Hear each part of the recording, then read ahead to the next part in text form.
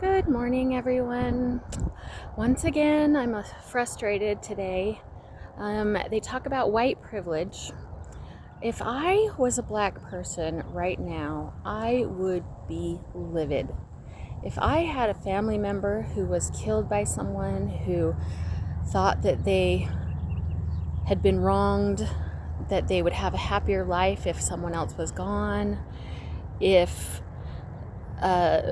the murderer, the person that killed their family member, went to court, didn't go to jail, got probation, it was his first time, blah, blah, blah.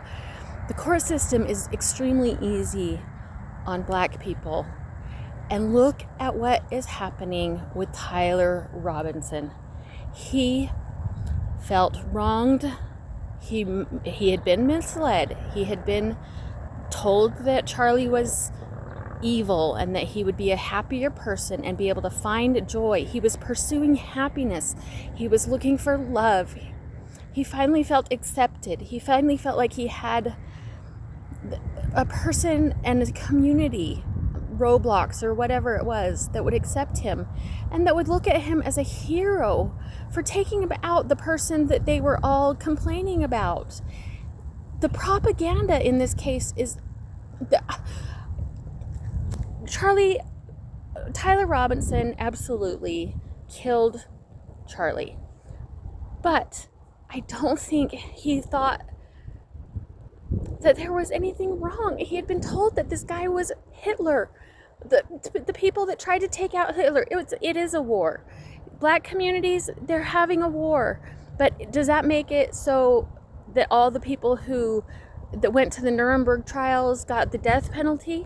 The people that are calling for this poor young man who was deceived by society, by media, by the algorithm, wanted to feel accepted. He would have been an incel that never got married, and he found love, he found joy, he found a partner, and now he's being punished for doing something that he thought was heroic. I have no doubt that he pulled that trigger. I have no doubt that if he was a black man, he would be out of jail. He would have gone to jail. He wouldn't have been able to, I don't know. Anyway, if I was the black community, I would be furious that they're losing people and there's no media, there's no outrage, they don't get every news station in the country or in the world going to their trials. It's heartbreaking that we're so divided and that we are told we have white privilege. Look at this. It's a mess. Love you. Bye. And another thing, why do we have the areas in our communities that are just power poles that make noise? They're like shocking. They're like giving me a vibe that I can totally see how people would get migraines. Look at it, goes on for miles and miles and miles.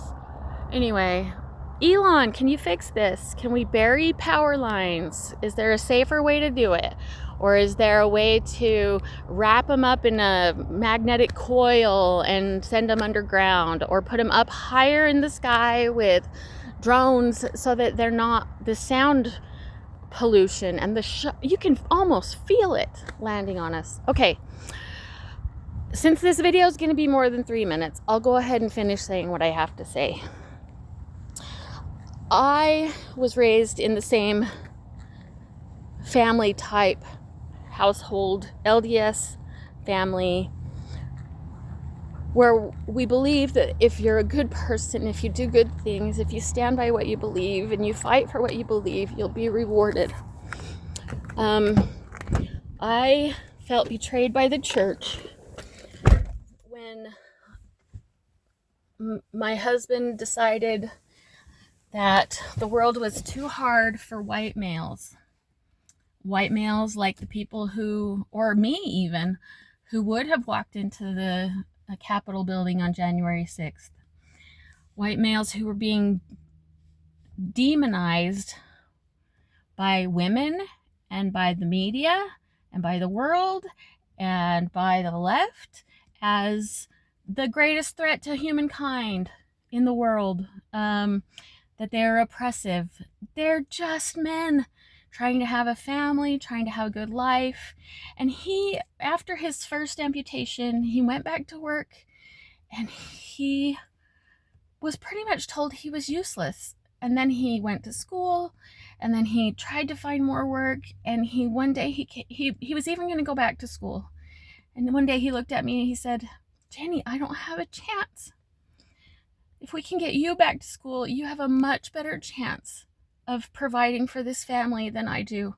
I'm the bad guy now. I'm a white, middle-class, middle-aged male who believes in the Second Amendment, believes in the Constitution, and believes in the church, believes in religion, believes in eternal life, believes in doing good and that you'll be rewarded for doing good." So anyway, when he decided that I needed to support the family, which I did not feel was my role, when he decided that he didn't want to have another baby because of the financial burden it would be on our family, which I think is never an excuse not to have kids. You'll elevate to take care of those kids. It's one of the few things that will help you grow and learn and elevate yourself. Try harder to take care of that family because you would do anything for those kids. So when we had first gotten married, we had agreed to have 4 kids. We had had our 3 kids. He was struggling with his health. He had had that first amputation. I still wanted a baby. I cheated on him, and I had every intention. I even looked at I had picked out a farm in Idaho where I was going to get pregnant from some random person, take that baby, take my family, move to a farm, be happy, and no one would ever know that it wasn't Daryl's. I got excommunicated. I was frustrated that I was being punished for doing what I felt in my heart was the right thing to do. I cheated on him with the redhead across the street who had apparently had a vasectomy, so I wasn't going to get pregnant anyway. I hooked up with random people. It was whoever was tallest and had good teeth. I didn't care about anything else. I wanted to get pregnant and then have a happy family. Daryl had never been happier than when he had a little baby. I truly, at the time, felt like it would save my family. It would bring my husband back to me. It would make him whole again. But I know that what I did was wrong. I know it was a betrayal. I tried to divorce him for years, and there's certain parts of that story that I cannot tell. But I do feel like I was forced to stay with him. So cheating was the only option. And it kind of just spiraled out of control. And then once he told me that he didn't love me anymore, the cheating turned into finding someone to take care of me or figuring out a way to take care of myself. I never took money for sex, but I did horrible things trying to keep men that I knew were wealthy enough to take care of me. And if I could have manipulated them into, even if they were, no, I never purposefully slept with anyone that had a husband. I had a wife, but I know that some of them did. And I'm so sorry to those women. Now, some of the women, and there's some bad stuff happening, some of the women procured me to be in their relationship. I know of at least 3 where it was an open relationship and they wanted their husband to be entertained by someone else. Anyway, 10 years, at least 150 sexual partners, pain, violence, drug use, horrible situations. And I never got pregnant. And then our youngest son graduated. We got divorced. I married a criminal, a horrible man. I was scared. That was the scariest time in my life. I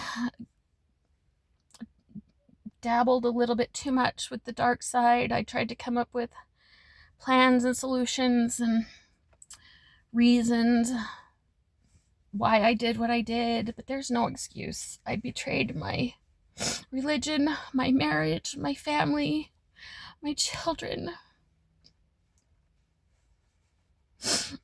But I felt justified. I totally understand why Tyler Robinson felt like he had to do what he did. That he would be a hero if he did what he did. The day after it happened, and they found him and his family contacted the sheriff and turned him in and all that stuff, you knew why he did it. And I prayed for him. I prayed for his family. I prayed that they would find peace. And there's no way that Tyler Robinson should be hung or killed. The death penalty is not on the table for this. If we could punish the media, the liars, the deceivers, you guys, we have to start being honest with people. There are only two genders. God did not make a mistake. He did not put you in the wrong body. The temptation to be homosexual or a lesbian or same-sex attraction is just one of those proclivities that we have to fight against. We're here on earth to be tested, and that is a test that some people are going to have. Sexual promiscuity was my cross to bear as well. And we need to rise above the desires of the flesh. We have to stop lying to people. We have to be able to be honest. These compassionate people who are going to accept you no matter what you are, no matter what you say you are. We have to be honest. We cannot keep going on with this woke, dishonest, illogical. If we believe that there is a God, we do not allow people to be deceived by Satan. Same-sex attraction, like anger, like inability to self-regulate, alcoholism, it's just a tool of Satan, and it's a lie meant to deceive us and divide us. And we have to be honest. We have to work together. We have to elevate.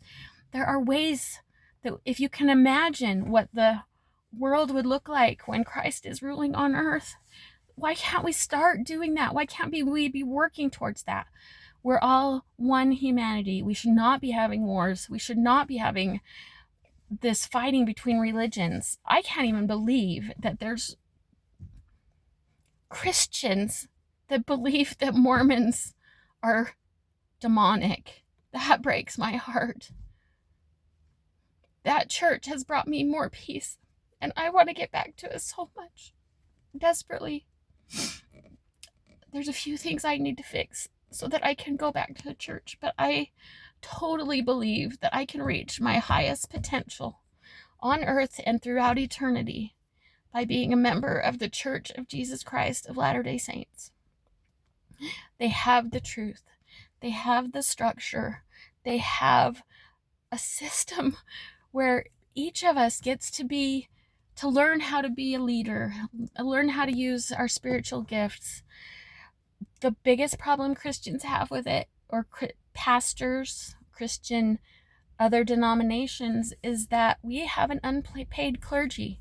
Follow the money. It's always about the money. They will lose their livelihood. They will lose their extravagance. They will lose their Ferrari and their boat and their big house if their congregations believe that the LDS Church is true.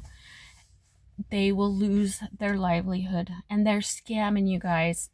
You can find complete joy, wholeness, community, an elevated sense of purpose, a better life, serving others, putting yourself aside.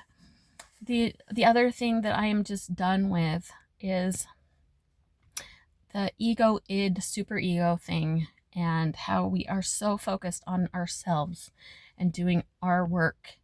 If you put your needs aside, serve others, create a community. We need to get away from the I am bullcrap, the I am like Alcoholics Anonymous stuff. We are. We we are all in this together. We are all God's children. We are all humans. We are all struggling. We all have things to offer. We have all have things that we need. We need to be willing to ask for help. We need to be able to share our stories, even our yuckiest stories. Hiding our shame is not helping anyone. It's not helping others be able to avoid the same traps that we were in. We need to share our stories. We need to gather the stories of our elderly people before they're gone. The tougher generations, they're all tougher than us. No more I am. It needs to be we are. And in the US, we could be the research and development department of the Christ returning to earth system. The ethics, values, morals. We don't have to have a church. We have a political, or we have a country, or we have a community where we're trying to figure it out, where we're being honest about who we are and being honest about what we fear and not lying to ourselves. That's when I was able to turn the page. Stop lying to yourself, Jenny. Stop lying to yourself, you guys. We are all flawed. We are all in this together. We are all able to contribute something to lifting us out. If we could file bankruptcy, shut the country down for 25 years, have little experiments in different communities where the kids all live in one house where they won't be molested, where the women aren't going to get hit, or they can tell someone if they are. I don't know if we need community more than we need the legal system. It's so corrupt. The political system, we need to stop paying taxes. We need to stop paying the government. We need to stop paying lawyers. We need to create a society where lawyers are not needed, where we can honestly have interactions with our fellow men and not cheat them, not lie to them. Lay out as much as we can. We can all learn a little bit more about the law and be able to sell and buy a home without getting a realtor. The regulations in this country are awful. And we're at 30-something% taxes. It was meant to be 3. I think I would go with 10, because if God can take 10, the government can take 10. 70% in England, and they don't even have air conditioning. That we live in the greatest place on earth. God bless America. I'm glad that Wimbledon's going on right now. I'm glad that you guys were here for the 4th of July during the FIFA World Cup. I love sport. I used to not love sport, but sport and athlete and community, love cheering for the same team as the people in your city, can bring people together in ways that nothing else can. I don't think there should be competition among people, but I love seeing people compete and the joy that can bring to a whole area. Now, we need to control our anger when we lose, but just the joy of watching someone do what they're talented at. I go to music concerts. I go to live music events just to see the person perform and to praise them for the effort, for the bravery, for the courage it took them just to pursue this. Anyway, we need to be more patient, loving. We, all of us, need to put aside our ego, put aside the self, serve others, elevate. Pretend that you have to have an advocate to get into heaven, or you can get to higher levels if you have more advocates. Help people, lift them out of poverty, lift them out of ignorance. I don't want to get political. I don't want to talk about race too much, but I think we were meant to become a more accepting nation. There's other videos about what I think about that. But everybody, pray for each other. Pray that Christ returns, that we can live with peace on earth. Pray to find the truth. Pray to be an example to those around you. The courage to share your struggles, to not hide the pain in your life, to share as much as you can so that you're not perpetuating the pain by being secretive. No skeletons in the closets. You don't have to admit that it was you, but share stories about the pain, the suffering, even the suffering that you've caused. And I have caused a lot of suffering, and I'm trying to make up for it by bringing joy and happiness and laughter to the lives of my patients and my coworkers. I feel very gratified in how I'm doing now, but I have a lot of repenting and forgiveness that I need to seek from my family. Anyway, have a great day. Pray for Tyler Robinson's family. Pray for less anger and vengeance and revenge. It's awful. Pray for less death.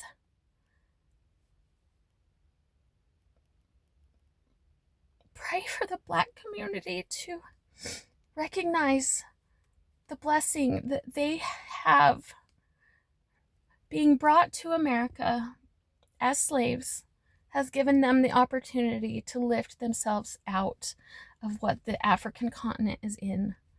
They need to recognize that they have learned to read. They've been introduced to Christianity. They've been given opportunities. They need to not have mob mentality. They need to have self-discipline. It breaks my heart when I see... No, I'm not going to talk about it. I love Black people, and I want them to succeed. And I'm not lumping them all together. There are some exceptional, possibly more talented. They have such potential. I love and respect the Asians and the Mexicans. Such hard workers. Anyway, I don't want to go into that right now. There's lots of other videos on my channels. But I pray that you'll all have a good day, that you'll have peace in your hearts, that you'll make someone smile or laugh today. Make everyone you see either smile or laugh. And Elon, if you can get rid of these stupid power lines, I would love that. Thanks. Have a great day.